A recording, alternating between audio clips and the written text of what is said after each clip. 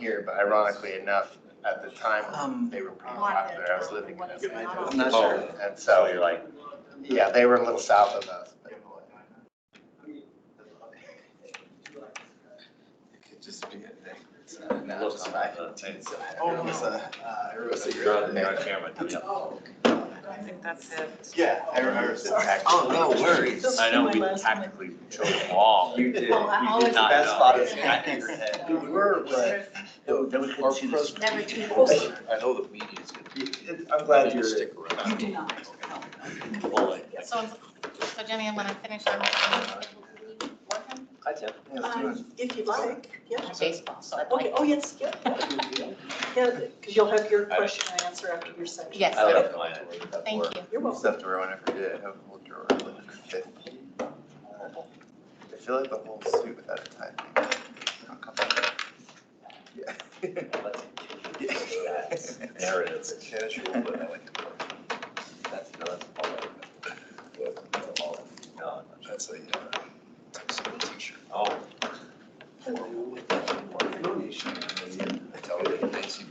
I've never seen it.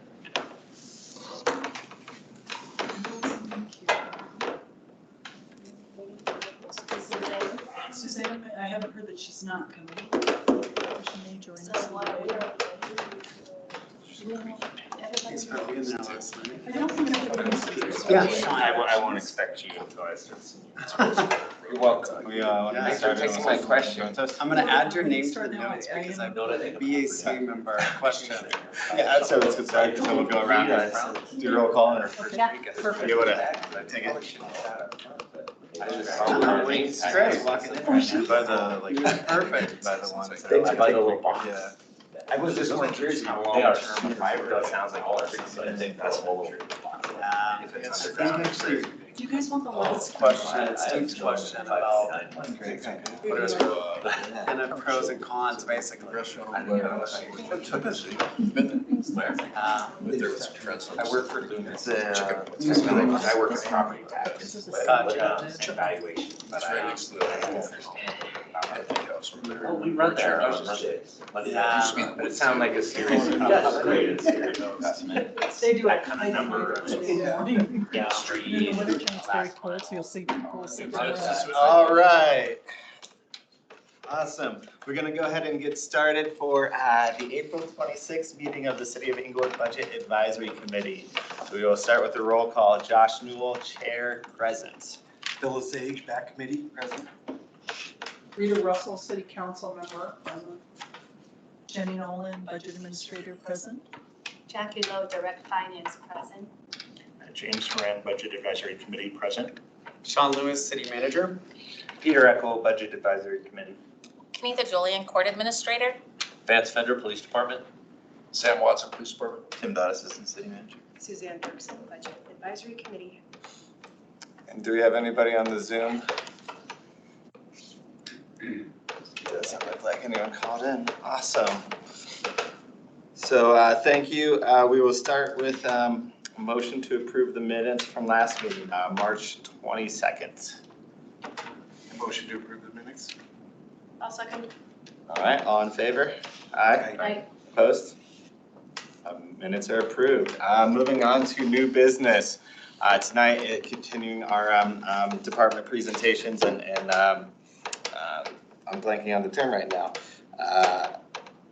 Community outcome presentations. We've got safety here tonight. So thank you, Janitha, Chief Watson, Deputy Chief Fender. We're looking forward to hearing from you, and I will turn it over. Yeah.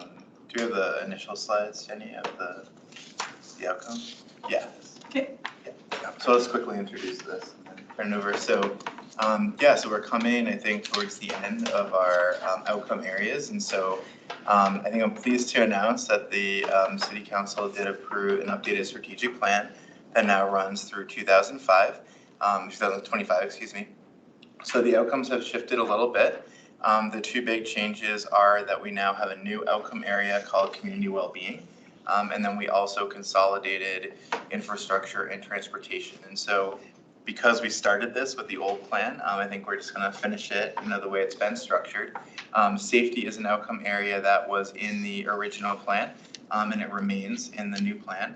And through Jenny, we can certainly make sure you'll have a copy of the plan, but it is on the city's website. So if you just Google City of Englewood Strategic Plan, you'll be able to find it. And we also do quarterly performance reports. And so the reports from 2020 and 2021 are all up there. So safety was ranked by council as the #2 priority out of 7 going into the new strategic plan. There are 5 goals that you see here.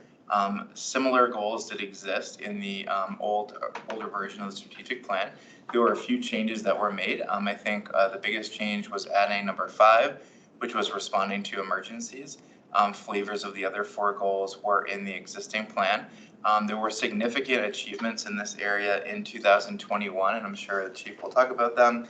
But as you may know, we had a police reform task force that had about 25 or so different recommendations. I think it was about 25 that all ended up in the strategic plan, and many of them were completed. And so the number of projects going into 2022 and 2023 is a little bit lighter than what we saw last year, given that there were so many significant projects that the city accomplished. So that's all I had for that. Yeah. All right, well, as I introduced myself, I'm Kenitha Julian. I'm the court administrator. Many of you who have been on this committee before knew Tamara Wolf.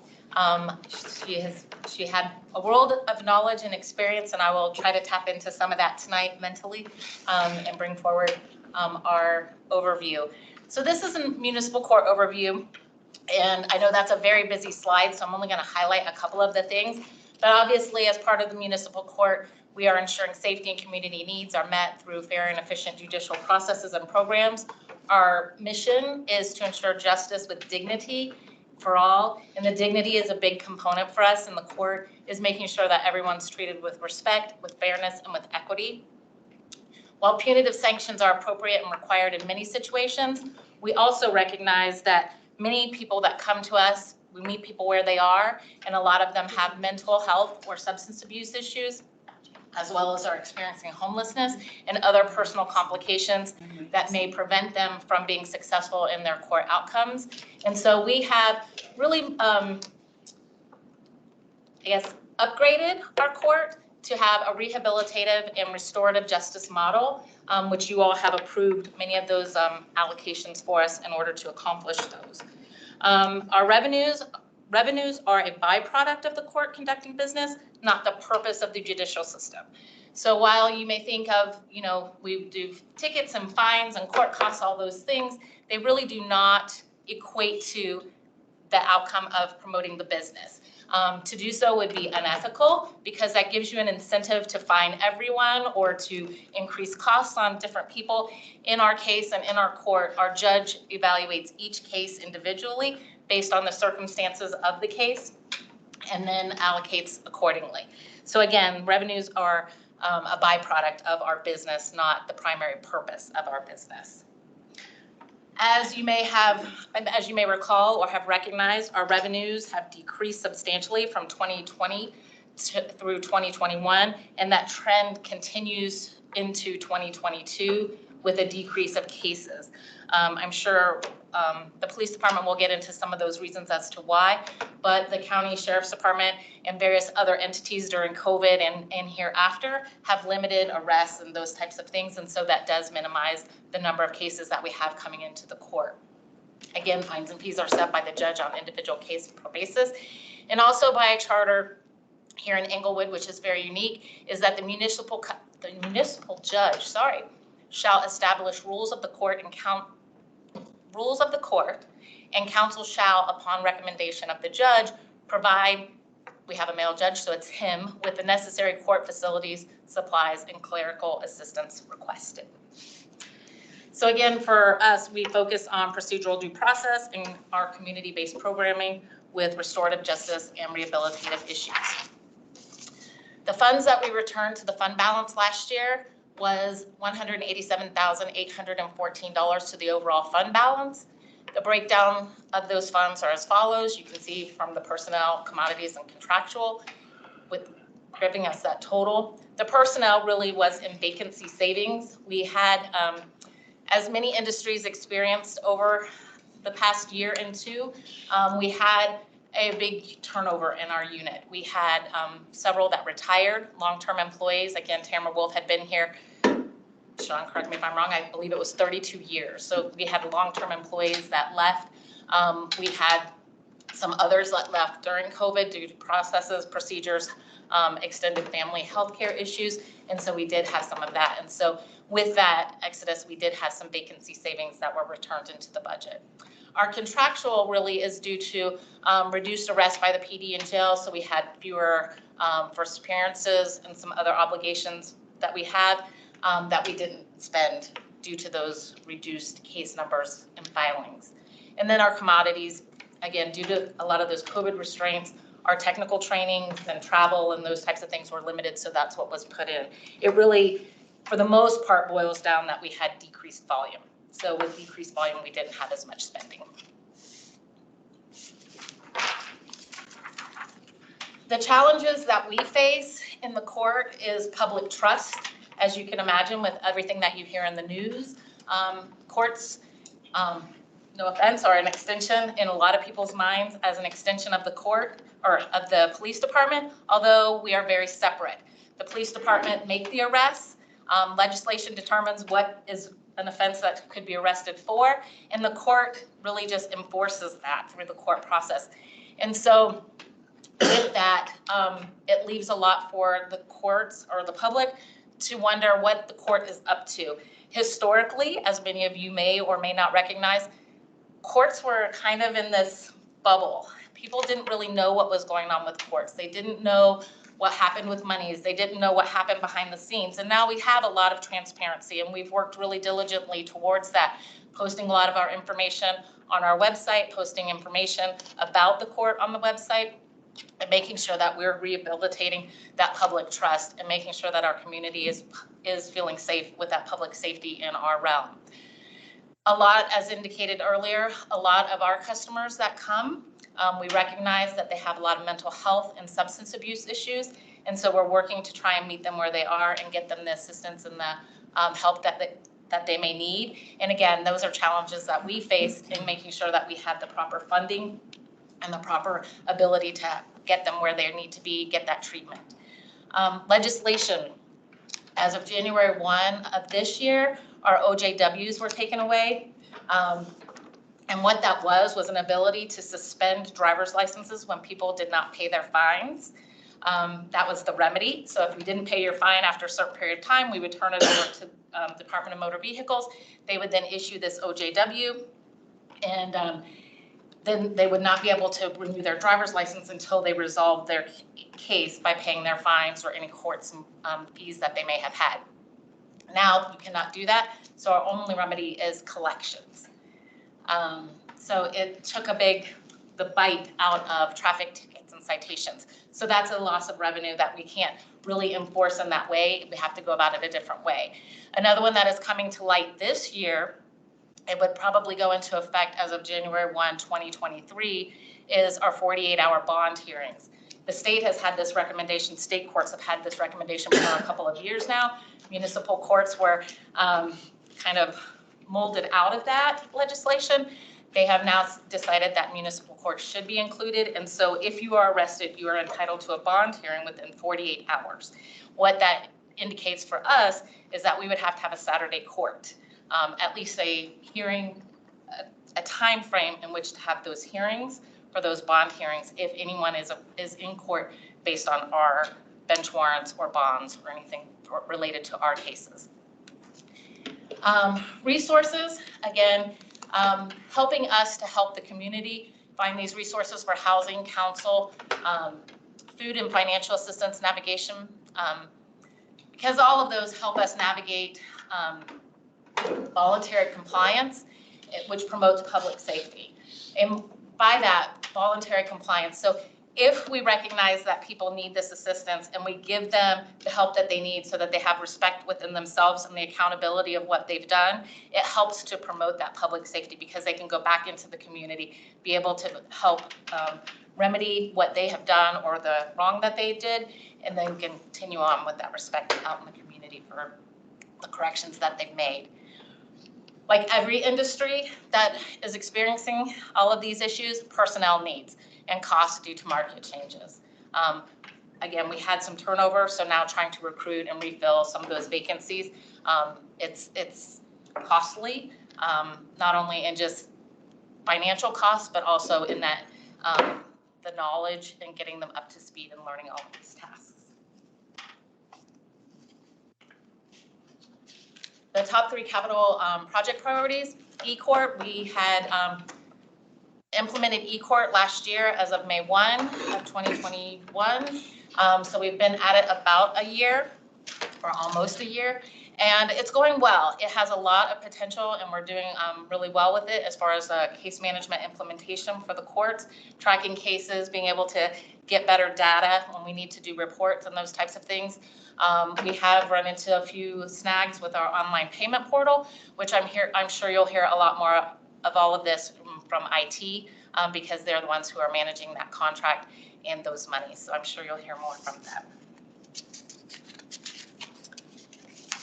And then finally, you all gave the big question, what help can you give us? A lot of it is helping to promote that public trust, getting the word out that, the courts are here to help. We are a part of the public safety, and that the importance of an independent court. When you have 3 branches of government, and Englewood has set that up very distinctly, it's very important to recognize that independence, that the court is not under rule of the other branches, and that we need that in order to properly promote and ensure the justice of dignity and dignity for all, and help us reach our goals of safeguarding individual rights, providing efficient and effective and fair services, as well as promoting rehabilitative and restorative opportunities, which in that we collaborate with community partners, building those relationships in order to enhance that public safety. So again, as a separate branch of government, courts have the duty to protect citizens' constitutional rights, to provide procedural due process, and preserve the rule of law. Courts are the cornerstone of our society and provide a core function of society through the adjudication of legal disputes. And an adequate and stable source of funding is required for courts to execute their constitutional and statutory mandates. And again, the courts are not a revenue generator. Courts depend upon elected legislative bodies to provide the funding. And we appreciate that you're here to evaluate all of these things for us and hope that you will continue to support us as you have in the past. So hopefully I didn't speak too fast, but hopefully I got your information that you were looking for to you. And if you have any questions, I'm more than happy to assist. Yes, sir. So this is my first year on this committee. And Me too. Welcome. On education, is there kind of a division between like what a municipal court would handle and when things would go to the county courts, like over at Arapahoe County, for instance? Yes, sir, there are. Some are overlapping, so it's up to the police department to allocate may not be the right word, or designate which, should it go to a county court or if it should come here to the municipal court, such as domestic violence. Some crimes against persons and property, they make those determinations as to where those go. But a lot of our more petty offenses, which they're not petty to the victims, so I don't want to undermine their importance. But some of those generally just come to the municipal court. And the benefit of doing that is it stays within the community. As you know, the county court is miles and miles from here out on Peoria.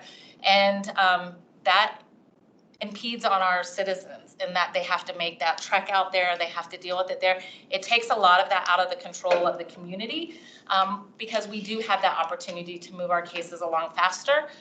Here at the municipal court level, our cases have to be resolved within 91 days unless this person waives their speedy trial efforts. Whereas at county court, I believe it's up to 180 days before they would get it resolved or have a mandatory time to get it resolved. And so we do have some of those efficiencies that we have by having a municipal court and having our cases resolved here at the level. Thank you. Thank you for asking. Does restorative justice fall under municipal courts or the police department? It's technically, at the moment, is housed under courts. Okay. We do a lot of things together. We do a lot of collaboration, but our restorative justice is housed in the courts at this time. Okay. And there's not any current needs from, because to me that plays into the promotion to the public and what you do and the needs you provide. It does, and restorative justice has been a very big part, especially you all gave that to us last year, and it has continued to develop and grow. And I should have brought some of those numbers with me, but we continue to have those cases, and it's a good community resource, and having community members, community partnerships to help with facilitation and resolving those cases and getting them to move forward. And we continue to see that continue to grow through our juvenile. We've extended it into our adult cases. Again, the police department gets to help allocate or determine which of those cases can go through the restorative processes as they're on the street and see likely candidates. It's also then reviewed again by the court and seeing who meets those needs and those criteria. But definitely, it's obviously a big help with the community and that public safety. I think that partially answers the question that I was going to ask, which is specifically how can the BAC help promote public trust as we are advisors to council. But I would like to see the numbers from the restorative justice program. Okay. That would be helpful. It is on the restorative justice website. Okay. But I can absolutely, I'll get that to Jenny and she can email it out to you, but I definitely can get you the. If it's easy to navigate, I'm happy to. Yes, if you go to the Englewood website and then you go to courts, and then restorative justice has its own page and they should be able to pull up those numbers. Outcomes. Yes. And I think you had a question. Yes, I think I had it right, the OJW challenge issue. I mean, is that coming back, and why has the state decided to just let it go? I guess maybe COVID and in person had something to do with that.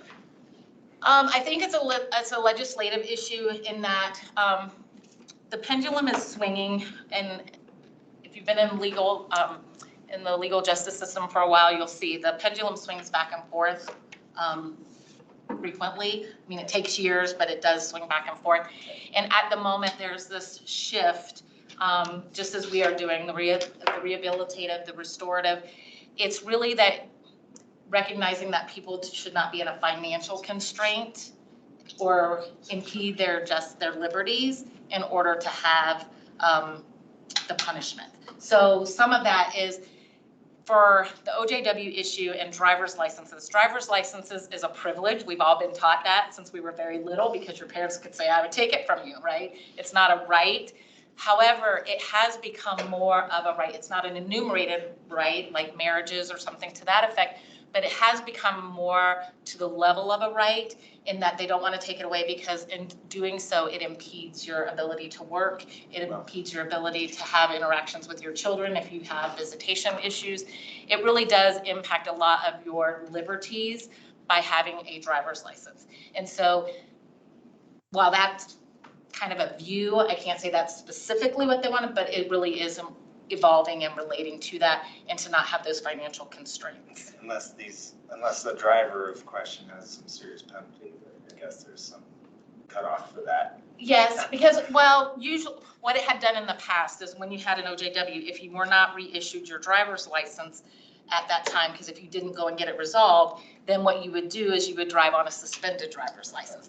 If you drive on a suspended driver's license, Deputy Fetter here is going to get you, and he's going to give you another ticket, and it becomes this vicious cycle, because then you get that ticket. If you do so again after multiple tickets, it then becomes a felony, which then puts you in a different district court, and then the sanctions are much higher. Then you can actually lose your liberties, because you could be imprisoned for that. Sure. Okay. Thanks for that information. So I assume that having to work with collection agencies is more of a speed bump to us at the court than has been previously. To some extent, we do work with the collection agency, and we have a very good process that is working, and they do an excellent job for us, and it's not outrageously financially exclusive or anything like that. So that sounds good. Okay. And one other quick question, the e-court, I mean, that's kind of hard for me to imagine, but I mean, that's where we are. So these are what kind of penalties can you get in e-court? E-court is actually our case management system. Okay, So it's just a I see. title So of it's a, database yes, it's a that- database. Mhm. Okay, cool. But we Thanks for the do, explanation. and I'm sure the police department will educate a little more on e-tickets. They actually have a program that they're developing and with their e-tickets, and hopefully it will be a very seamless process of getting all of our citations from law enforcement right over into the court. It'll be a very seamless filing and everything will continue I'm to run sure- smoothly. I'm sure. I'm confident. Thank you. Yes. Any other questions? So you talked about not being a revenue generator. How much Yes. revenue is being generated from just the actions? If you give me 1 second, I can tell you. Unless Miss Jenny has that faster. I can get out of view mode if you want. That's okay, I can. My computer was shut down, so it'll just take a second to get back up.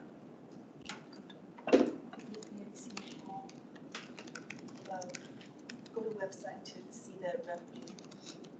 Well, revenue pending.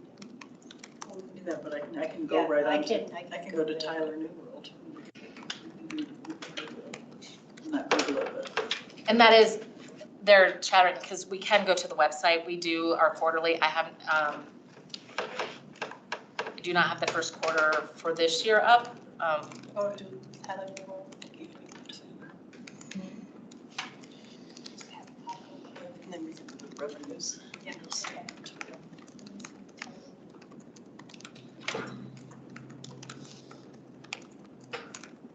It's around 600 to 700,000.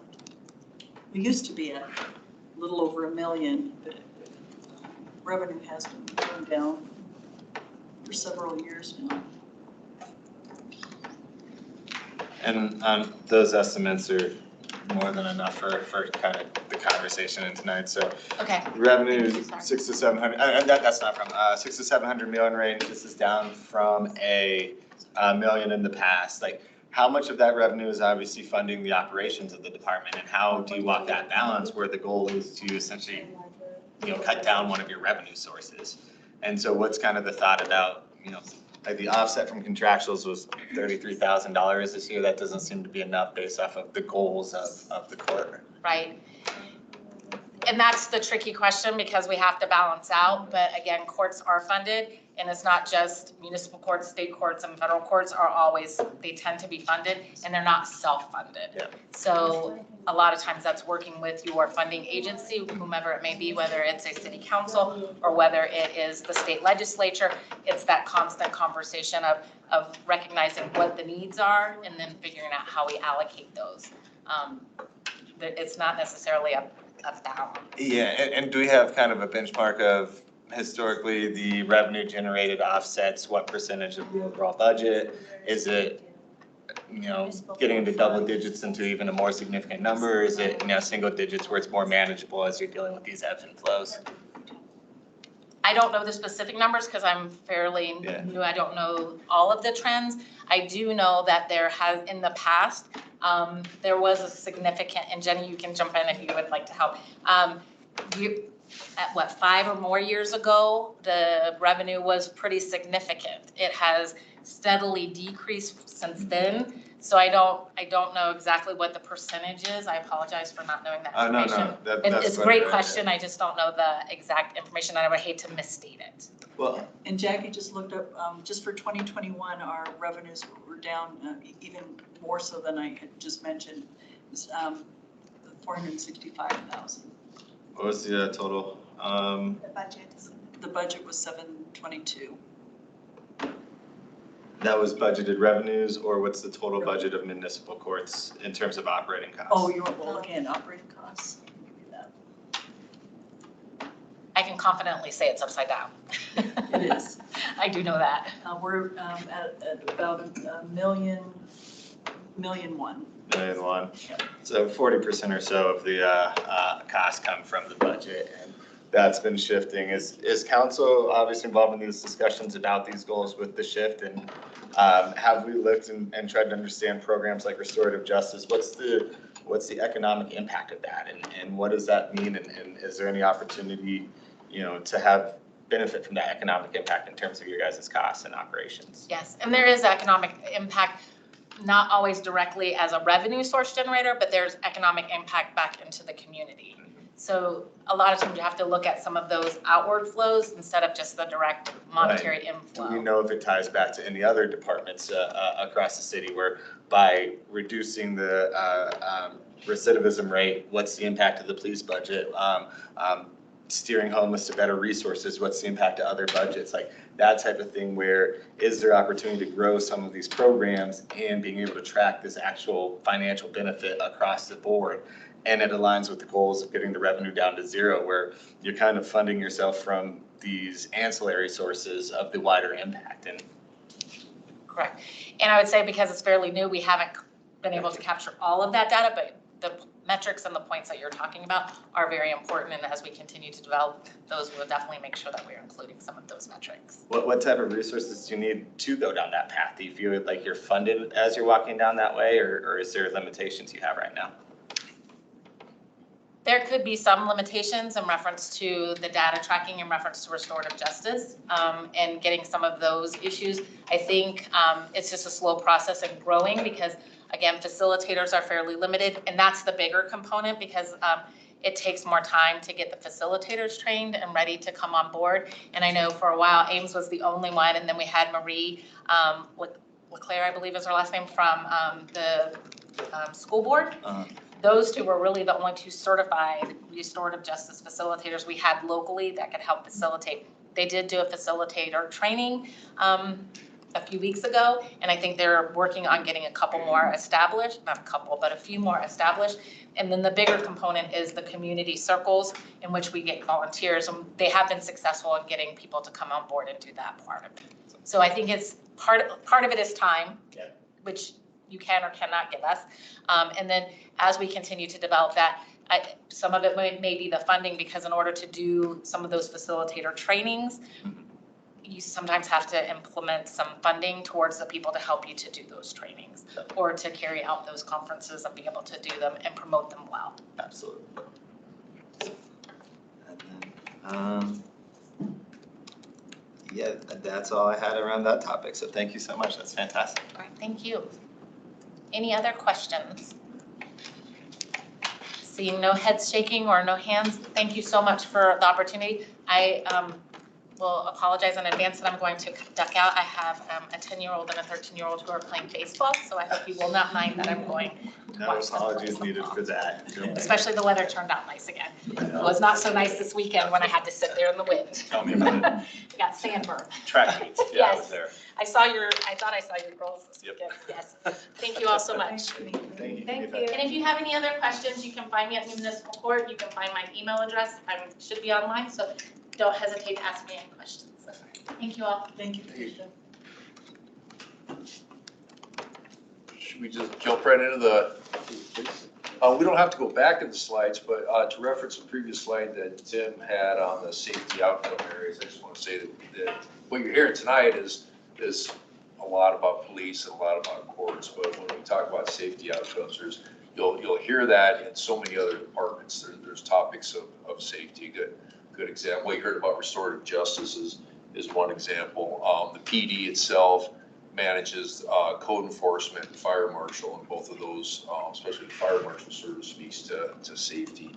We partner with Public Works when it comes to traffic safety and engineering changes, and Public Works has stormwater programs. So there's so much more to safety than just police and fire. I just want to let you know that as a city, we work on that. We talk about that constantly. And you'll see that probably come up in other departments' presentations as well. So I don't want you to think that the only thing that's that we address safety from the city is just police and courts. Yeah, no, that's not what the intent of that was. So I thought I'd throw that out there. The departmental overview, real quick. 78 sworn police officers, our 38 full-time civilians are. We have dispatchers, again, we have code enforcement records, civilian support staff. We do have some, we have PDO, the police desk officer. You'll see that come up a little bit later. So in total, around 120. We do have some part-time seasonal positions we can talk about. Within the department, we have 3 divisions that we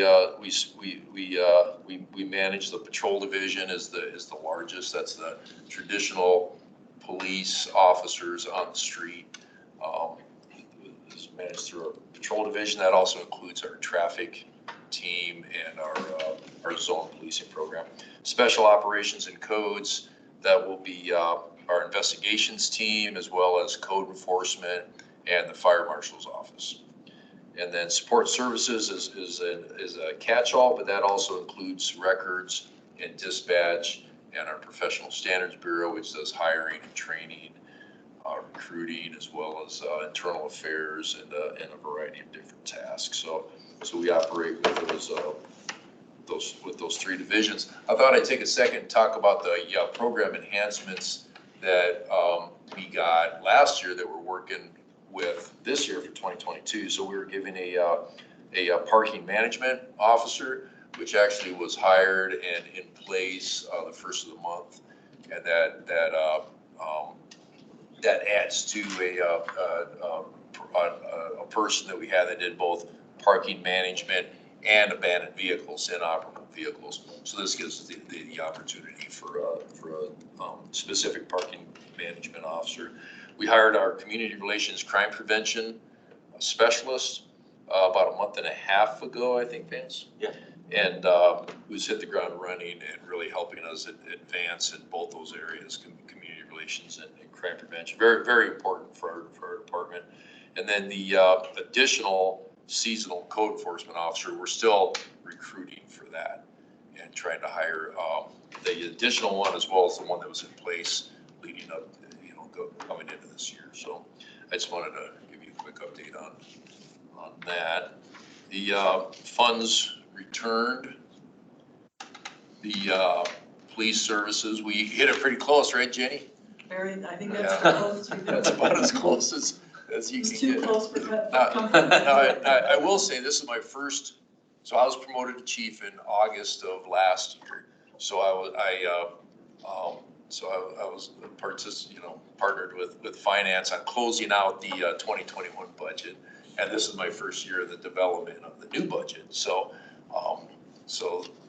we're working really close with finance. We're taking the team approach with Deputy Chief Fender and Marlene Lamberts, the executive assistant for the PD. We're taking this to the team, but leaning really heavily on finance, Jenny especially, and Jackie. So the 117 you see is through the fire marshal's office, and then you'll see the total there. So we hit our mark pretty close in those areas. Some of the challenges facing police. This is a big topic. So Kenitha mentioned the challenges for court, and policing is it's a tough profession right now. Everybody watches TV and sees what the media attention on law enforcement, things that are happening in other states, things that are happening regionally in Colorado, all affect every police department in the country. And some of the effects of the protests of 2020, the murder of Mr. Floyd, the high-profile events has caused the legislative changes within the state of Colorado, which has affected us in law enforcement. I will say, let me take a step back.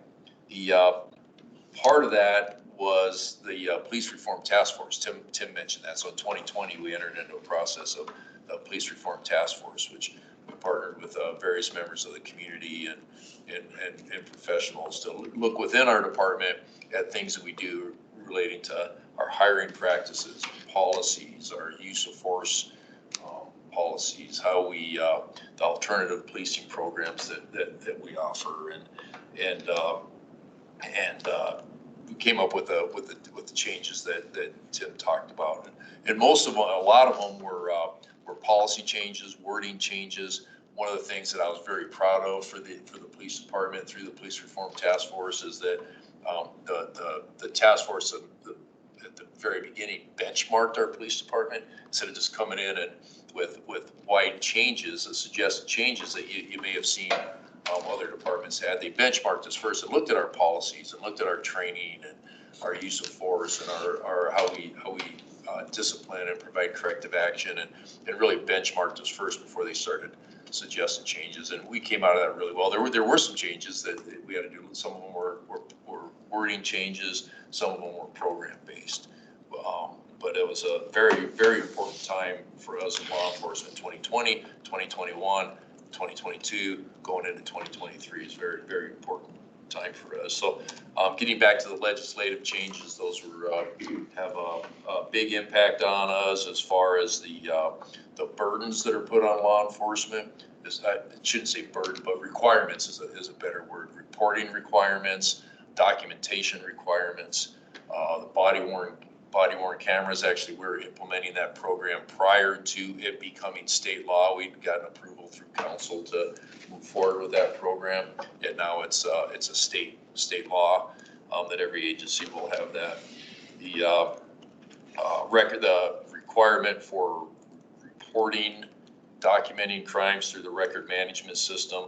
The requirements on that is time-consuming for police officers. The amount of time it takes for them to process a call for service, not only to respond and handle the incident that they're responding to, but then to thoroughly document it is time consuming. We talked about body-worn cameras. The nature of the calls for service that we respond to has shifted since 2019. So in 2020, the crime rate, we can talk about that more if you want.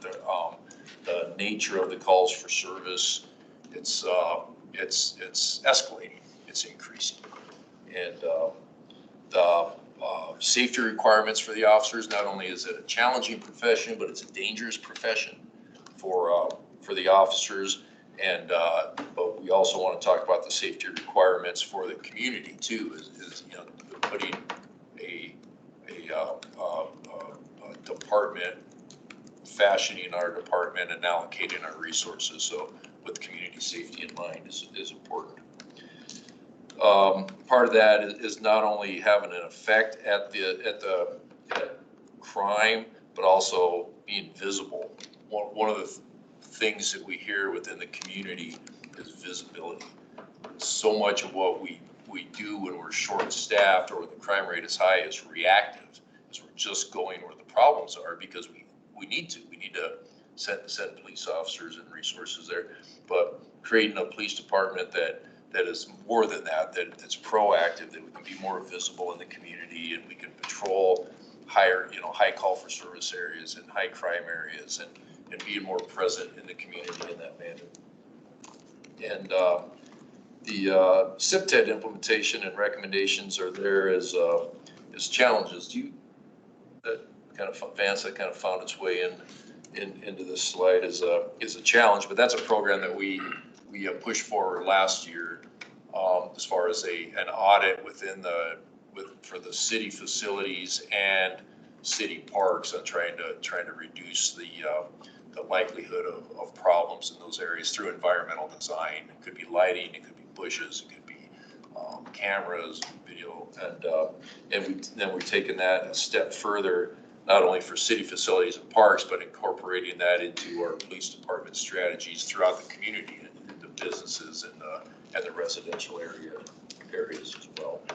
So the additional resources. Now we provided a month and a half ago, I don't have the exact date, to a city council study session on a crime safety report, a PowerPoint that that had the most up-to-date crime statistics, and we talked about some of these same challenges only in more detail. We talked about community expectations in more detail. And as a result of all that, of the crime rate, the call for service rate, the types of calls that we go on, the safety ingredient, the community's expectations, our need to be more present and visible in the community. This is what we suggested. Council had asked us at a previous study session to be more detailed on resources that we need. So this is as a response to that question. Now I know the sticker shock and the amount that's there. So this is without the consideration of funding. This is what we at the police department feel that we need to move us forward so we can address those issues that I mentioned. So the cost of those, if you take the 6 additional police officers, the biggest one, that also includes vehicles, uniforms, equipment, computers, training. That's the full price. So I can go into more detail on each one of those programs if you're interested. The next slide on the capital projects. There's the Fox building. So the 3619 South Fox. It's the building directly behind where the old police department was purchased with forfeiture money years ago. It's a city asset, although it's assigned to the police department because it was purchased with forfeiture money. My understanding, our understanding, the documentation shows it has, if that it has to remain a PD related asset, if that makes sense. So the part of the bond premium that was used to build our new police department, there was money set aside for the renovation of that building, but that would be bond premium money. It's already there.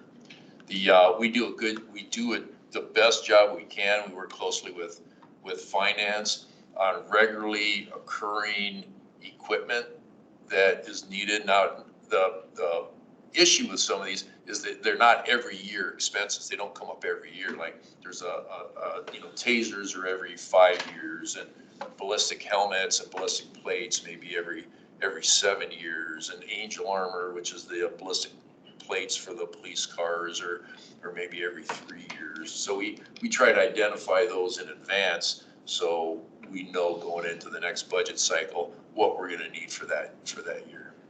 And so those are some bigger ticket items for 2023 that are listed there. And so the next slide is, what do we need from you guys? We need suggestions, we need guidance, we need direction.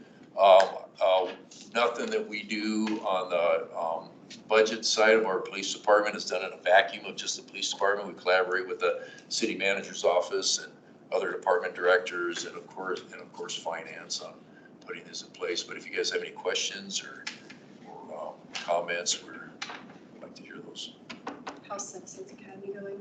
Excuse me? Citizens Academy, how is that going? Yep. Good question. So we had one scheduled for the spring of this year that actually got postponed because of lack of attendance.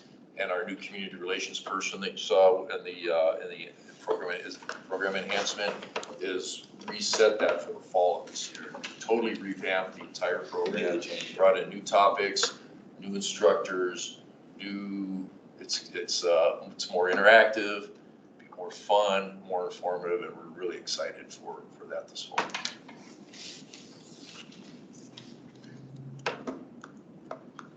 I have a question, a couple of comments too. The police academy, I saw that this spring, and I work in property tax, and so most of my springs are pretty much torn up by tax season, but it looks really cool. And I'm glad to hear you guys are gonna do it maybe in the fall now, or in the fall now, so maybe I'll go. Yeah. Cool, thanks for asking that question. I think the body cams and the 2 officers and the, I had one other one about safety. Oh, the visibility at the parks. I thought all those things were really creatively basic, but important. And I mean, I watch what's going on like everyone else, and I'm glad that the officers can stay a little safer with the body cams and the 2 officers per call. I think that's a big deal. And we want you all to be safe. and I think y'all do a great job, so thank you. On the equipment and sort of the fuel side, I mean, I assume those sort of figures are built into what the expectation for the budget is, or are those things that we need to sort of have some periodic update on? Or fuel costs? Fuel and equipment, and, you know. Yeah, we get the fuel costs through through Public Works. You know, Okay. They I didn't realize anticipate that and build that in, and we, that shows up in our budget, and I think we prepay that at the beginning of every year, it seems like. I know they hedge some of their fuel costs. Okay. And, yeah, that's, you know, we're being new to the budget, where I focus a lot of my energy is on costs that we have control. I don't, as a police chief, I don't have a lot of control over fuel costs. Understand. The cost of a vehicle, I maybe have control over the number of vehicles we have, but not the cost of the vehicle. So a lot of what I look at is the personnel side of things, the training, overtime, the implementation of our alternative policing programs, the slide that Tim talked to, the innovation in policing is extremely important to us. And moving forward, the state-of-the-art policing programs, our current ones being impact, zone, and traffic, and what we're very proud of is our relationship with All Health Network on our co-responder and case manager program. Our new programs that we're pushing for, and I should say restorative justice, you heard that from Kenitha. What we're moving forward for this year is our 911 call diversion program, our call for service evaluation program, the types and how we respond to the large number of calls, mobile response unit, which is an alternative to police officers responding on the street to non-criminal related calls where people just maybe need resources. You know, we're exploring other community-based ideas for policing civilians. You'll see the police desk officers in there, or civilian support that releases at times what a police officer would respond to. If we can handle that with a civilian other than a police officer, it puts more police officer presence on the street. And so looking for ideas there. So Thanks. We're very proud of those. Thanks. And I'm new to the budget committee too, so. Well, the budget. Yeah. So, Thanks Hey, Jenny. Thanks for answering my questions. I appreciate it. Thank you. But just one more detail for you. Sure. We do have a fleet and vehicle maintenance facility that's out at the service center, and it's part of the Public Works Department. We have our own mechanics. They buy bulk fuel at the beginning of the year. So I assume we've actually been spared some of this cost increase because we bought at prices, you know, early in the year, but I'm not really sure. I got a quarterly from them a month or so ago. The prices did go up some, but it wasn't, it was some, but it wasn't like quadrupled or. Yeah, good. And yeah, you'll hear from Public Works too. Our fleet also services, I believe they still service some other agencies, like they do fleet work for Cherry Hills and Sheridan as an example too. So not just Englewood, so we try to. Well, I'm gonna have to go and check that out. I'm a gearhead, so. Yeah, we'll give you Going a down tour. there, you'll like it. Okay. You can turn a wrench too if you're. I'm not gonna go there. Taxes enough, so. So obviously your big drivers of costs are gonna be personnel, equipment, things like that, but looking into your variable costs, like, do you have a good understanding of the costs you don't control? And I think to a recent article, I think it was Denver, but it was some municipality, some government, they reviewed some of their arrests and they realized there was an added expense from 20 people dealing with homeless, mental illness, substance abuse, things like that. And it led to a cost of like $1.5 million for this very small group of the population. Like, do we have any ideas of you know, variable expenses that are driving extra costs that we can identify, or you know, thoughts on that? Yeah, I do. The question of what drives our calls for service is a big topic. So there's a large percentage of our calls are just of what you described. Issues of homeless population, unwanted people. A lot of them aren't criminal related. but the expectations are the police are gonna respond. A little, as a side note, the history of policing is that the issues of homelessness, issues of mental health, child welfare, civil issues, school-related issues. Nobody knew what to do with those. And over the years, those have been dumped might be a word, but given to the police department to fix. They're not police-related, they're not law enforcement-related, but community really knew what to do with that, so they put them on police. And in Englewood, we've done the best job we can. Now we realize that there can be a shift on how to handle these better when it comes to mental health, when it comes to homelessness. But right now, we're still getting those calls for service. Yeah. A good percent. That's when I talked about the call for service evaluation study. That's what we're doing is the calls that we go to that aren't criminal, or maybe they're very high discretion criminal offenses. Is there a better way of handling those other than a police response? So to quantify them, that's very difficult.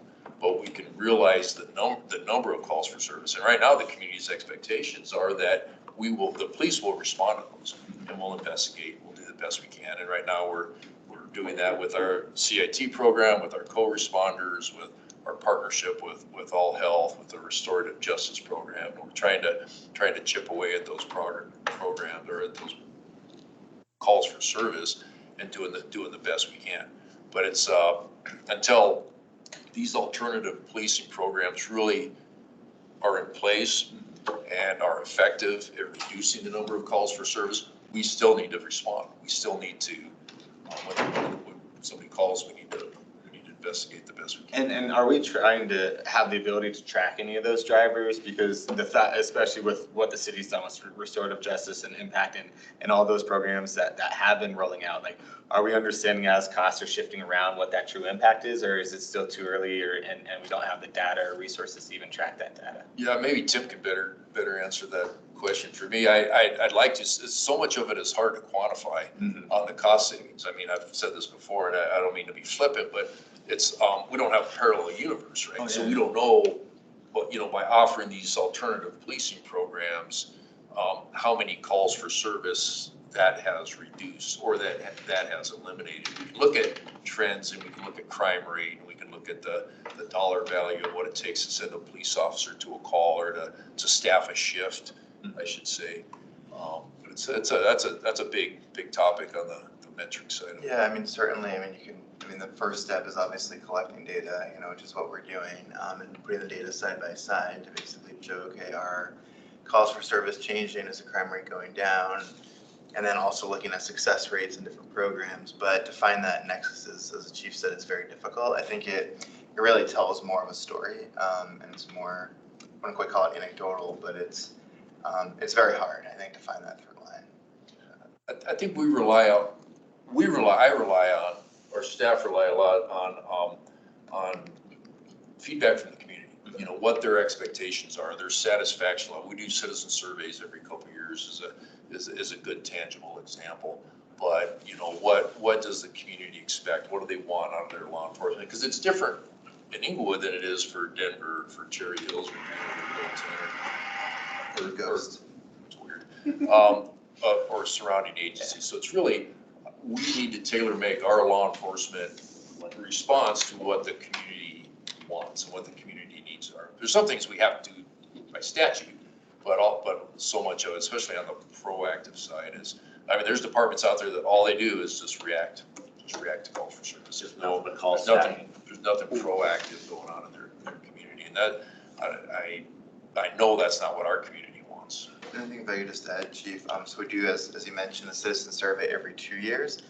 So the data for past surveys going back, I think, to 2014 is included in the strategic plan, and it's also on the city's website. So the survey basically helps us understand the perception of safety. So do people feel safe? Whereas obviously looking at crime data helps us look at the actualization of crime data. And so again, it's really interesting to kind of look at the two, kind of figure out where the gaps are. And so I think one of the key things we've tried to focus on is the community aspect of policing, feeling that even if crime data tells us one thing, the community aspect will help people feel safer and help as the chief said, kind of engage in the safety of the community.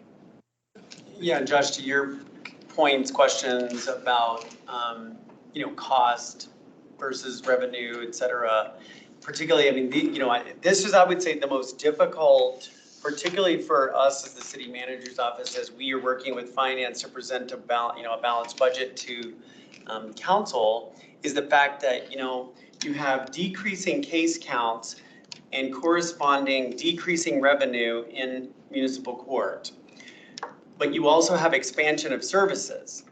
And you have, a court that's essentially outside of the control and span of either the city manager's office or the council's authority, because we have the only elected judge in the state of Colorado, municipal court judge. And so it's difficult to say, we'll fund that expansion, but you have to cut two of your existing positions, because all we have is budget control as council and city manager's office. So that's tricky. At the same time, on the police side, when I started in city government, court was your cash cow for city revenue. And that was because of police, mainly traffic infractions, et cetera. That has been steadily decreasing too. So it's almost like this downward spiral where costs are increasing. We're expanding, services, staffing, programs, et cetera, but we are not having any kind of replacement of revenue. And with our system, the way it's structurally set up, it's really difficult to tell an elected official that we don't control, here's how you should run your court. So, yeah, I don't know if anybody else wants to comment, or maybe even Councilmember Russell as a council member, but it's really it's a strange situation.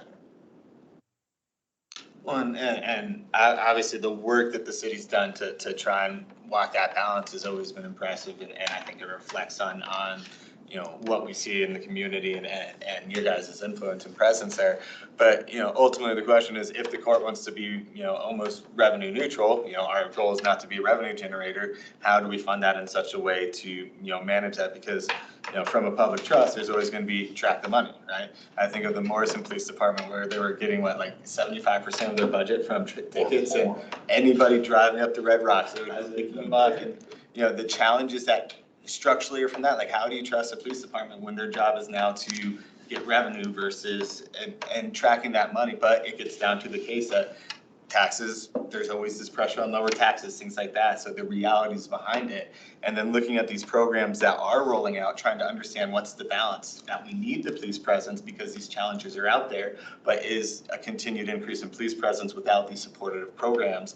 And so being able to understand how to share and shift those costs. Like I noticed it was 6 police officers. Are they going to be allocated through these programs, or is it just 6 police officers on the street? And what's the balance of, all these different factors that go into, trying to manage this? And so. Yeah, I mean, just to put a finer point, I think legislation at the state level has made it more difficult, challenging on a lot of levels to make that traffic stop, that we used to. I mean, you take the staff shortages that we have in PD and add on to that, a traffic stop, used to take a police officer, I'm just gonna make that 10 minutes, maybe. Right, 10 minutes, and now it's an hour plus video on the back end. Other people are having to, download their body camera, make files. There's just a whole surge. We're getting demographic information that's got to be entered.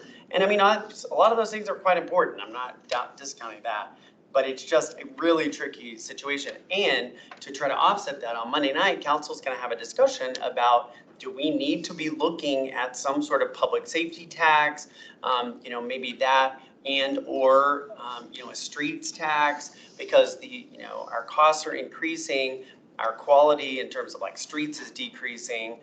We have higher demands from police, but lower revenue. It's got to come from somewhere. So we're going to have a conversation, and I think probably we need to have that on this agenda for BAC, is to talk about the same things. If they authorize us to move forward with research and analysis, we probably need to have a discussion on those taxes with BAC. Because that's if we can find a way to solve that, to fund all operate. Because I think the goal would be to have a smaller police department because there's less crime going on. because everyone has the resources, but that's not the reality right now. So we have to keep that protection in place until we can shift things. And so, and from my perspective, that would be like the ideal situation is, you know, as this expands, and if it's under the idea of the police department, what does that look like to keep the protection in place, but also the resources for the citizens, where it is that community policing versus I'm blanking on the term, but that kind of community engagement approach. But, Yeah. Exactly right. Awesome. How about training? I mean, I'm sure there's training needs just in general for the staff, and then, but with all these programs, I mean, there's obviously, you know, increased training that's needed on top of probably whatever your regular training is. Are you getting those kind of needs? Yeah, well, absolutely. There's state required training that through POST, that's a governing body through the state, that police officers have to attend. They have to keep their certification, and some of most of those are skills related, you know, driving, arrest control, firearms. There's anti-bias training. There's you know, there's the required. I mean, they go so far as how to deal with dangerous dogs training. They mandated state training for police officers on dealing with dangerous dogs. And then, so there's those requirements, which are significant. There's also certification requirements. So we have internally, we have to be to do DUIs. You have to go through DUI, horizontal gaze, and nystagmus training. We have instructors in arrest control and driving and firearms and toxilizer and Taser. special weapons and tactics and negotiators and tasers and 40 millimeter less lethal. All those have to retain their certifications. It's cheaper to do that in-house, to have an in-house instructor than it is to send, you know, 75 police officers off-site to that type of training. So we keep the instructor certifications up, and yeah, it's real. So we have a structured in-service training program for all of our staff. As a matter of fact, I was talking to the city manager earlier today that we do that quarterly. Each quarter every year, we have a 10-hour block of training that every officer has to go through. But in order to cycle everybody through, we have to offer it 5 different times. So Monday through Friday, we offer the same training 5 different times to cycle people through. But our staffing levels right now does not allow us to do that for the second quarter of this year. So we've postponed the training that we were going to do in the second quarter. And the good news is none of that was the skills training that was required by the state. And we're pushing that back into quarter 3 and quarter 4, where we anticipate having better staffing levels. We'll have people that are out of training, that are in training right now, and the schedule should look significantly different. But to answer your question, yes, training is very significant and extremely important. And then I think the second part of that was for the community, excuse me, community-based programs. I assume there's some level of discussion, training, you know, things going on with that as well. In terms of of how you, not only your state requirements, but of, as you guys were saying earlier, how you respond to a call, how things have shifted, you know, community programs in Englewood specifically. I imagine that there's training involved in that as well. We just put all our dispatchers through the 911 call diversion training as one example. And we are lucky that we also have roll calls we have 3 roll calls a day shift, watch 2, swing shift, and watch 3, which is, and we have a captive audience when they're roll calls. So sometimes we can do short snippets of training, 10 or maybe 5 or 10 minutes of training before they get in their car and go out there and start patrolling their district, where we can introduce little training snippets, updates to training programs, you know. So that's we find that very valuable as well. Yeah. 'Cause I think as the BAC, one thing we probably need to be mindful of is, as these new programs are rolled out from the city, that if you're not, whether it's the police department or any other department, if you're not putting that proper training and communication to the staff, then we're hurting ourselves. Absolutely right. It's a question of how we're measuring success with it. Yeah. So 78 officers, that's fully staffed, but it sounds like you're kind of rookie loaded a little bit with some coming through training right now. Is that a correct assumption from that? Yeah, we have five in training. I'm in training. Through field training, so they're partnered up with a police officer. It's a 16-week field training program. We also have 4 vacancies. I want to say it's 4 or 5. That we're testing for. So the good thing that the turnover that we're experiencing in the police department is relatively low compared to other police departments. It's higher than what we typically have right now. We're not getting police officers that leave our police department to go to another police department. We're hiring a lot of people from other police departments that are coming to Englewood because it's a good place to work. It's a good place to be a police officer. We are losing people that go to other professions or they're retiring. They've just said, you know, this is a good time for me to retire with what's going on in law enforcement. So we've had a lot of more retirements than we typically get. We've had a few people that change professions. We've had a few people that have gone out on injuries, long-term disability injuries, work-related. And so that accounts for our openings. So those 6 officers that you're asking for, those 6 positions, do you intend to put those through post-training, or are you hoping to Yes. get them? Absolutely. So, well, No, to answer your Put them question, through. no, no, this. those are not academy positions. No.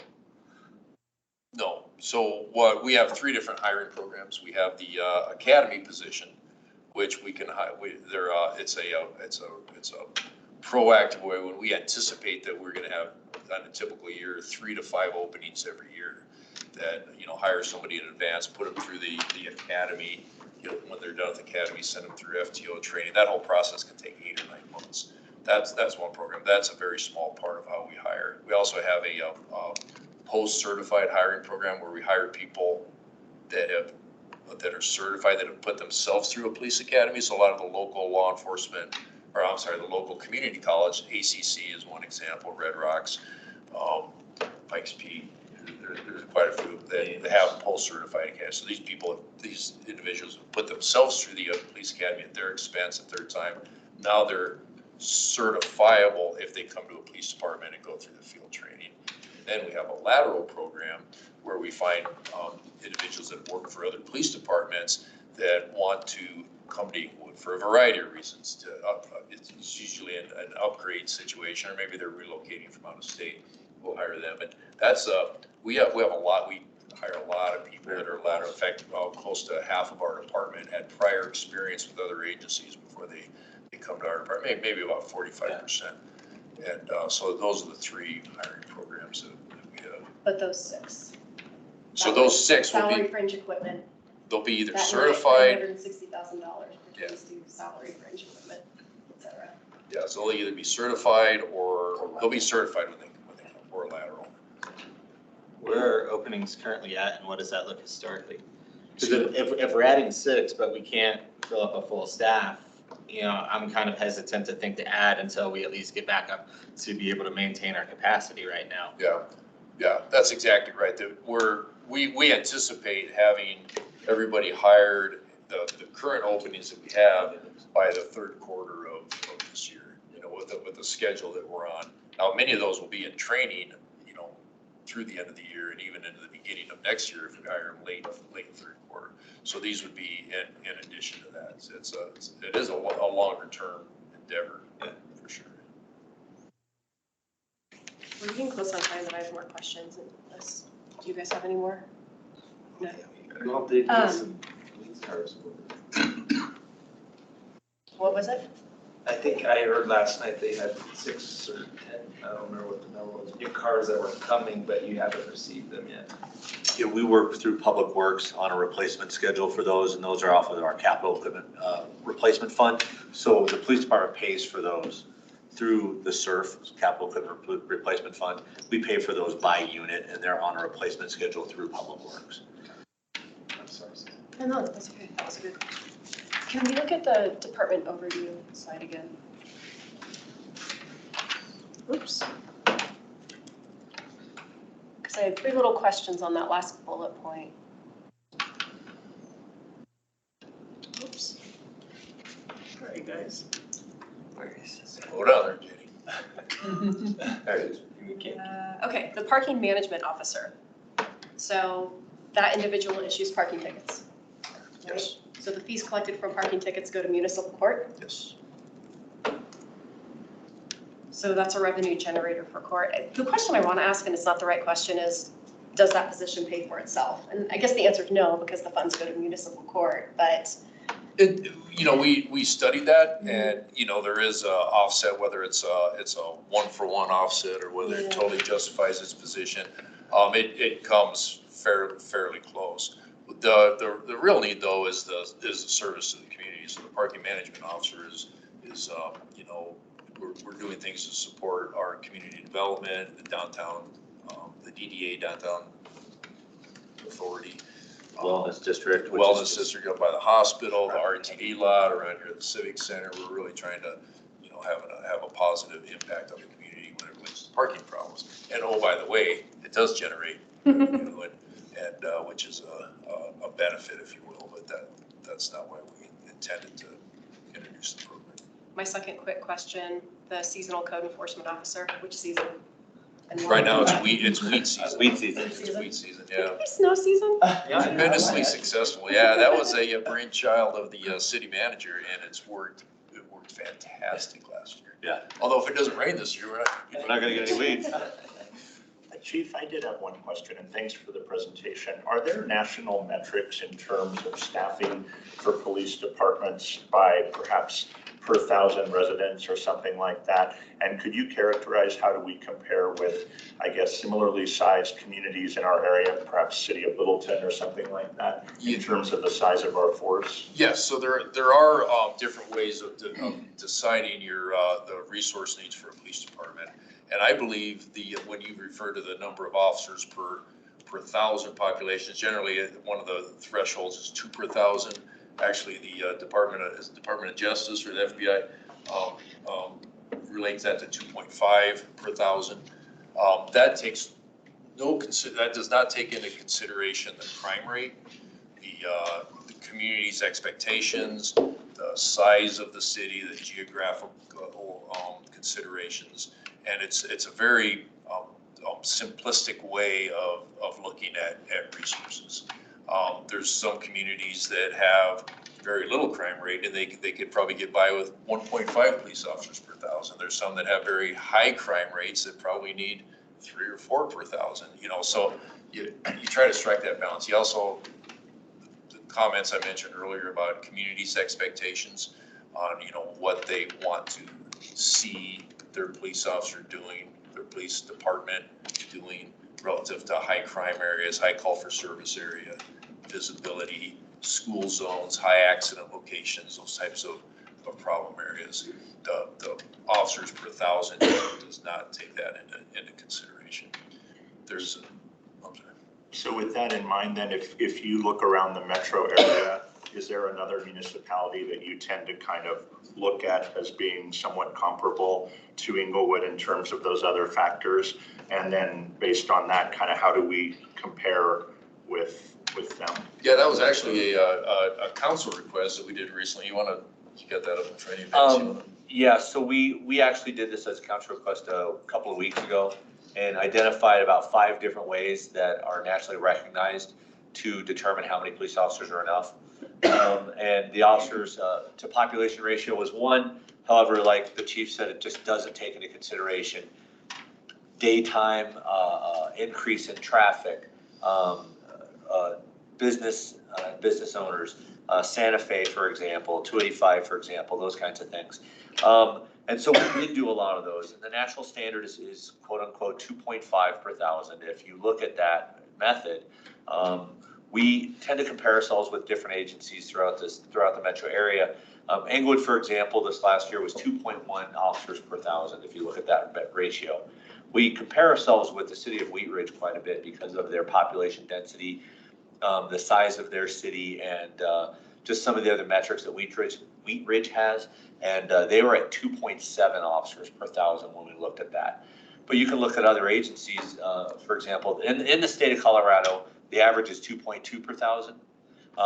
And throughout the nation, it's 2.4 per 1,000 if you look at those numbers. But if you look at the city of Sheridan, for example, they're at 5.4 officers per 1,000 residents. If you look at Greenwood Village as another example, they're at 4 officers per 1,000 residents, which takes into account probably I-25, the tech center, their daytime swell compared to their nighttime population. Those types of things are taken into account there. So Littleton is. Littleton is one of the lowest, 1.5 per 1,000, which takes into example their geographical area, how large their city is, what their crime rate is, how densely populated their city is, and frankly, what their community, wants from their police department. And so those are some of the things that drive that number per 1,000. But Littleton's crime rate is lower. And we have to remember too, we have 2 of the busiest highways in the state of Colorado, within a rock's throwing distance from where you're sitting right now, Santa Fe and 285. So we get, that's a big impact. The business population, the people that work in the city, the hospital districts are a good example. So the population of Englewood being, roughly, let's say 35,000, that goes up and down. There's so much more to the city of Englewood when it relates to law enforcement than just 35,000 people that live in the city.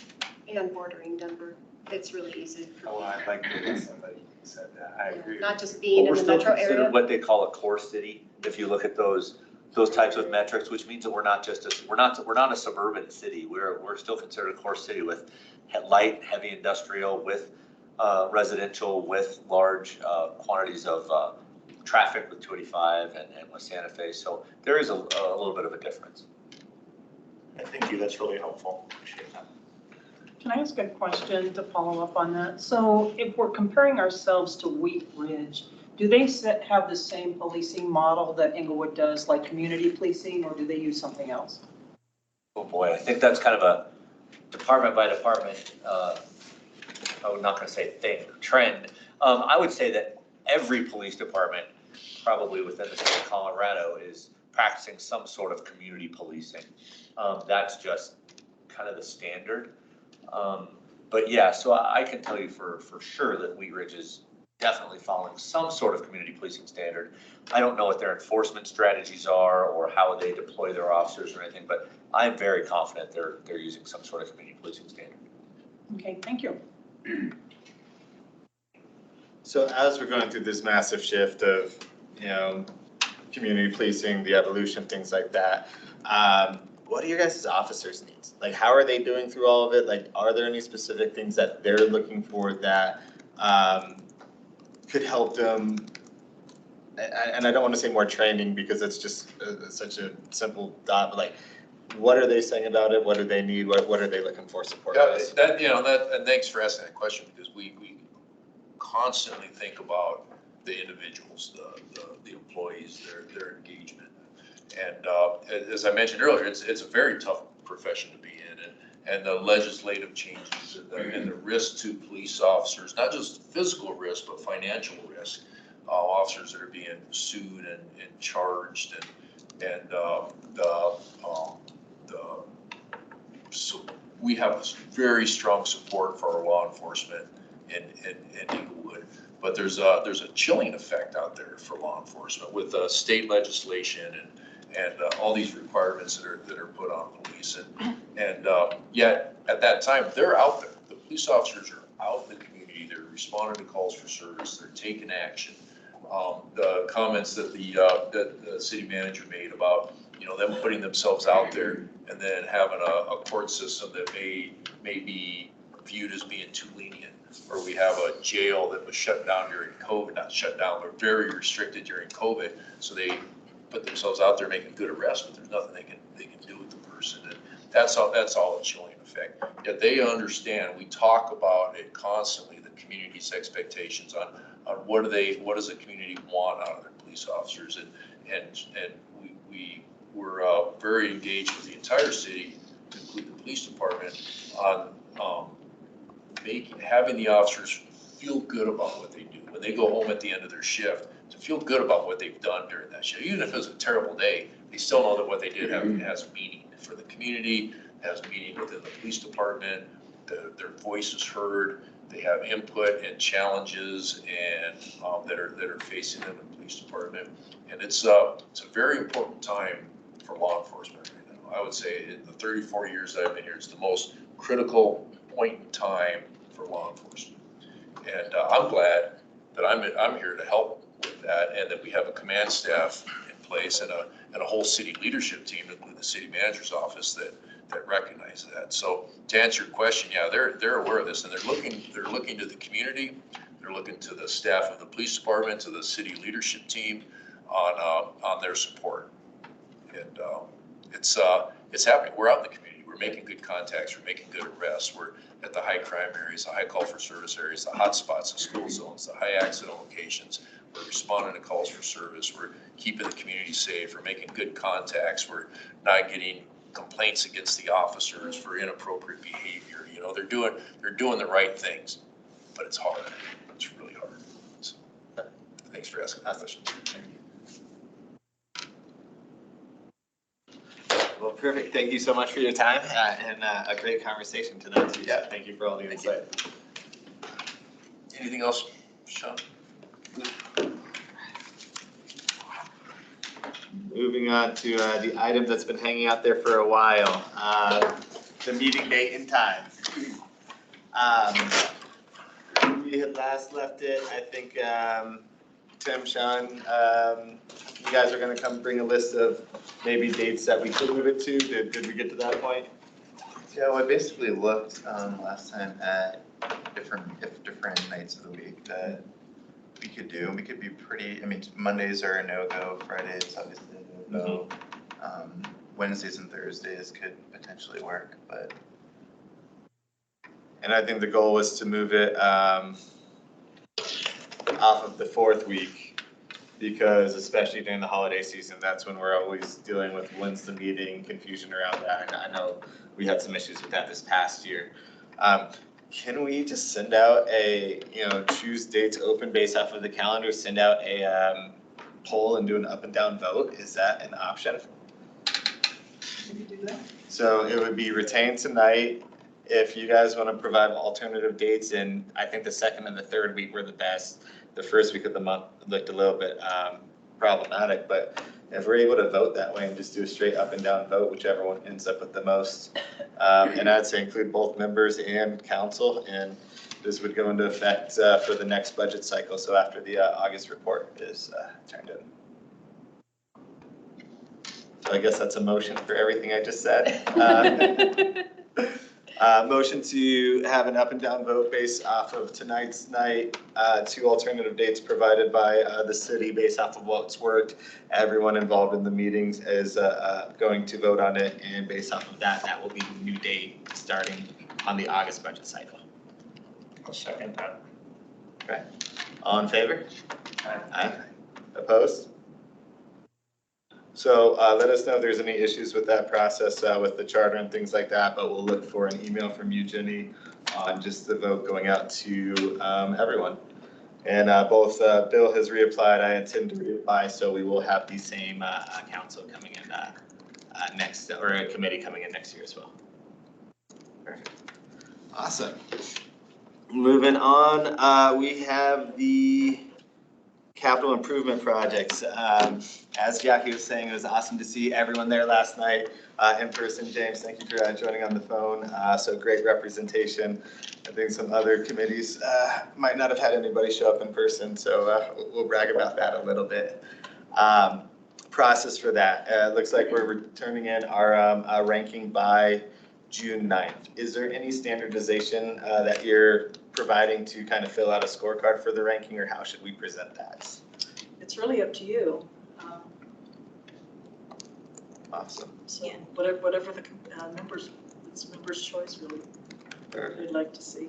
Yeah, what I'm thinking is, we'll send out a follow-up email to all the boards, commissions, committees, first thanking for their participation. And also send them a revised PowerPoint slide with some comments we received. There's some, like 1.2 million public works, that project need to, Old Hampton, we'll move that to tier 1. So we'll make some revisions to the committee members. Do you think it will be helpful if we list some questions for them to consider? For example, you are not only looking at a 2023 CI capital improvement fund. If this year, 2023 only need 1 million, next year need 5 million, you might want to consider that. And also, once you approve this new project, you will think about what's the operating costs, what are the maintenance costs in the future. So we need to consider the full impact of this decision, not just isolated this particular event. So do you think it will be helpful if we list some questions for you to consider? Yes, Not only please. you, all the committees board, Yeah. so we can all look at. Okay, so that's what I'm going to do, is a follow-up email with the revised PowerPoint. Is it a ranking of the tier 1 projects? Or are we like a 1 through X kind of ranking? Is that what we're looking to do? Yeah, and if there's some other tier 2 or tier 3 To that bump up. you would like to bump up, you can make that recommendation as well. So you're not just focused on the tier 1s necessarily. Also, the council had a strategic planning meeting in January. They ranked their priority. Would that be helpful or more No, I think. misleading? I think supporting the general motion is good, although I always have some weird questions. I'm worried about bias on my own part. Yeah. Yeah, maybe not misleading, but convincing and. Yeah, I think the reason why council welcomed this joint meeting, because they don't always want to hear staff recommendation. They want to hear other committees, like from citizens. So that will give, your input will give them the 360-degree view.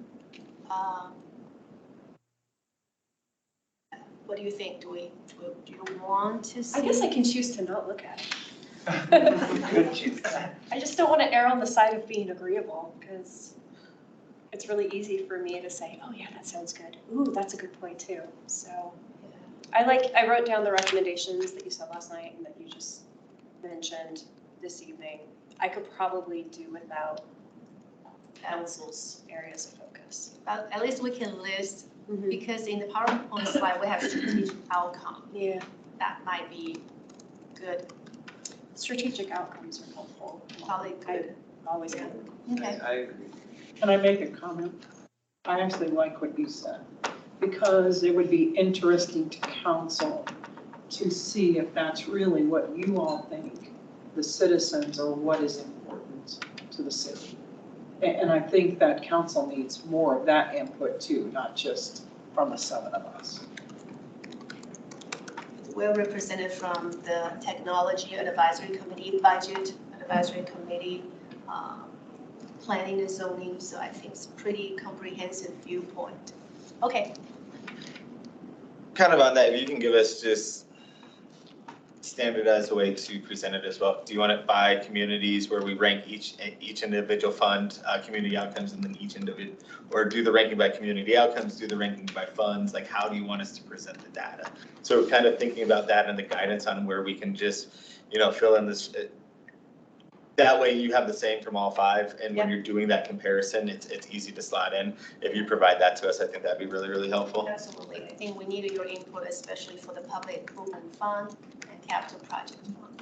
Because that's where we have limited funds. Yeah. And that's where majority of the needs. And this year is a little bit different. We have additional 3.3 million, so we really want to spend the money very wisely. We want to spend 3 million more than we need 15 million more to maintain the 3 million investment. I'm glad you asked that. It's just gonna make it more digestible too, because we reviewed 50 tier 1 Yeah. projects, and My my head will rec- spin if I have to rank them 1 through 50. Yeah. Well, Yeah, my we're gonna still spend trying to figure out a way to tell the story, so that's Yeah, that's kind of worse. So will this be sort of a matrix of what we think about each one, or will we just decide in a roundtable like this? I think we envision the matrix, whatever your total is, getting as close to that $8 million value. And then we're going to have each of the boards and commissions side by side. Council. So you may have the same projects, you may not have the same projects. So we're going to decide collectively as a committee on what that is, and we can even note where it's, you know, obviously as things move down, it's gonna be less consensus and we can talk about, we might get to like 6 million and be like, everything under this, we really don't care about, we don't have an opinion, you guys decide. And so we can have that discussion looking at all these factors of what's the ongoing cost and things like that. So that kind of moves into our next steps would be to, we've got, obviously the recordings are gonna go up, there's a lot of information in those packets, but I think we would be best served to allocate some time in our May meeting to discuss that. Now, the question is, would that give us any chance for any questions? That's about a week and a half to get any questions and responses, and we'd have to be able to solve that outside of a meeting or deal with any, you know, if we want one last feedback loop in there based off of what we decide on the 24th. Okay, thanks. So. So that we don't violate the open records law. Josh, I might even recommend that you touch base individually with each of the members and see if they need additional information from, you know, the Public Works Director or IT Director to make a determination. So that's. And then we could invite them. Yeah, so if you have any questions as you're reviewing stuff between now and the 24th on specifically capital projects, if you can send that information to me. I'll compile it. Let's push it off a week for everyone to prepare. So let's push it off to that Monday the 20th or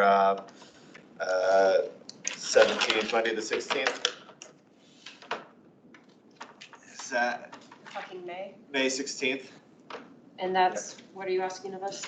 If you have any clarifying questions on any capital projects from the list. So that's kind of our homework, is to review it, see if you have any questions, things like that. On the 24th, after we hear from Public Works, we'll allocate some time to chat about that, work through our prioritization list and rankings. Based off of that, if we generate any questions, we'll follow up through Jenny, get that information disseminated, and we can discuss the proper way to resolve that based off of managing open records laws and things like that. Because what I would like to do is work on my own rankings and then bring them to the group and see where, is that what we're saying? That was what I was. Yeah, and then see where we have our commonalities and then which pieces need more discussion, okay? And I don't wanna make it difficult on whoever's gonna be recording it either, maybe.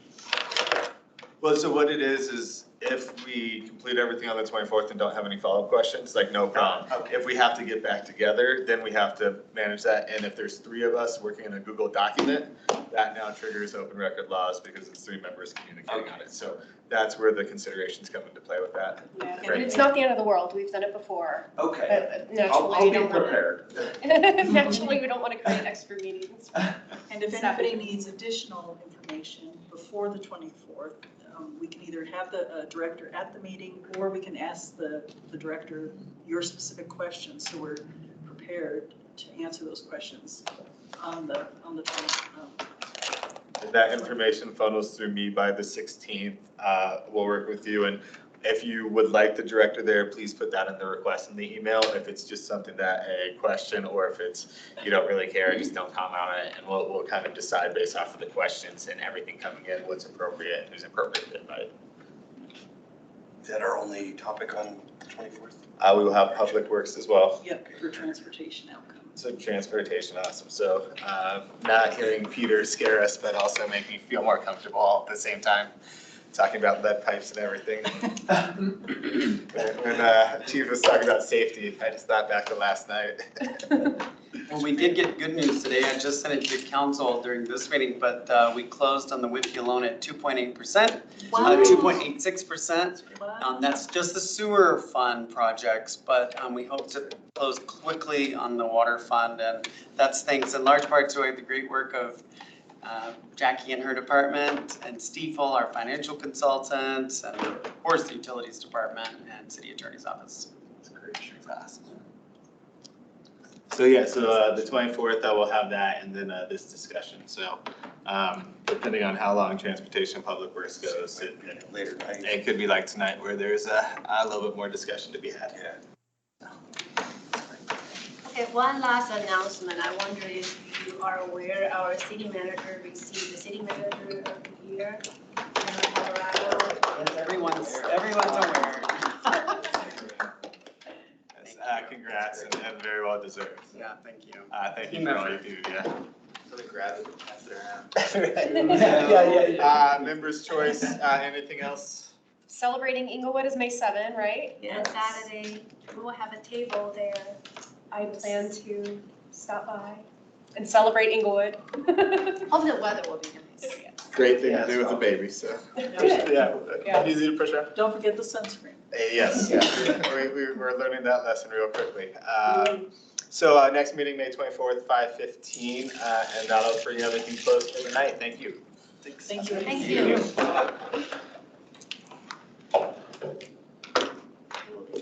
want me to hang this up? You got it. Jenny, what is happening? I don't know. I'm I'm wondering if I recorded on that and I'm recording here. Oh, I don't know. I've stopped recording here. Do you think we got the recording?